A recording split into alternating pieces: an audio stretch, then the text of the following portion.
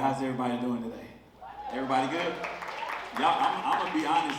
Y'all had me like really excited. Is it okay if I oh man, thank you. To be honest, y'all had me really excited. I almost jumped back into education real fast. Like I was like, okay, I'm gonna go talk to Dr. Cooper real fast. See if they got any openings real quick.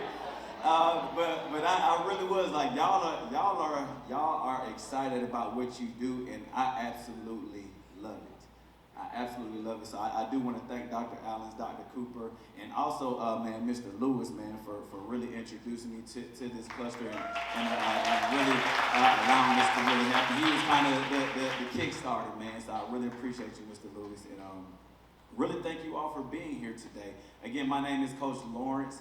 My speaking company is called My Brand, and just real quick, it was something that I started inside of a school, in Fulton County Schools. I was working in Fulton County Schools, and my principal saw a need, and I don't know why she picked me, but she picked me to help fill the need. And so My Brand was birthed, and it was for students who had academic and behavioral challenges. And over the course of maybe about 4 years, initially it started out as a club, and then eventually started as a class. And at the time I was teaching health and PE, and so we were able to get things approved through Fulton County where that class counted for those students' health credit. It was really amazing. We were able to bring our discipline rate down over 30%. Students were not just graduating, but they were becoming better people, right? Because that's what we want, right? We want to give our students academic preparation, but ultimately we want them to leave our buildings and contribute. Yeah. Amen. We're in church. We can say that. Amen. And always too, every time I speak to a school, I always got to shout out the health and PE teachers. I think I did it last week, but man, listen, I call the health and PE department the Swiss Army knife of the school, because you don't just teach, you get pulled to put stuff together, to fix stuff, to go cover classes, to go do everything. So, y'all, so where they at again? They're right over there, right? Swiss Army knife, my Swiss Army crew. So I'm going to jump right into it, y'all. I'm going to jump right into it. I was born here in Atlanta, raised in Decatur, Georgia, and I was a student athlete. I went to college, I played football. I attempted to run track while playing football. That was a horrible mistake. If you know anything about student athletes in college, it's a full-time job. So trying to take on 2 full-time jobs, I don't even know why they even gave me permission. But somebody gave me permission, I did it. But when I left college, I did go into another career path before I taught, and I still kind of had a desire for competition.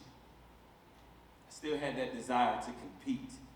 I knew I wasn't going to play football, but I still had that desire to keep competing. I also still kind of had that desire for like just the physical nature of the competition. So I found myself getting into boxing, and then that carried over. I got into different martial arts, and I finally, the last one that I've been doing for quite some time is called Krav Maga.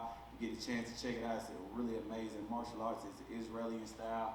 It's a lot of fun, and I love it. And what it also really pushed me to do was to really dive into the sport of boxing and the history of it. And so I found myself kind of like looking at a lot of old stuff, viewing a lot of old boxing.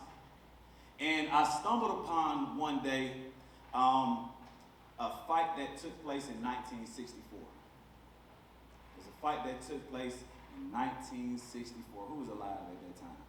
1964. Do y'all know the fight I'm talking about? Muhammad Ali.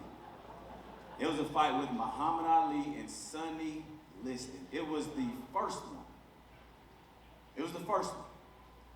Now everybody who was preparing to watch that fight, their money was on Liston. Nobody even really knew who Ali was. So everybody had already assumed that Liston was going to come out with the victory. That's what the assumption was. The only person that really thought that Ali had a chance was Ali. That was the only person who thought Ali had a chance. And so the fight takes place.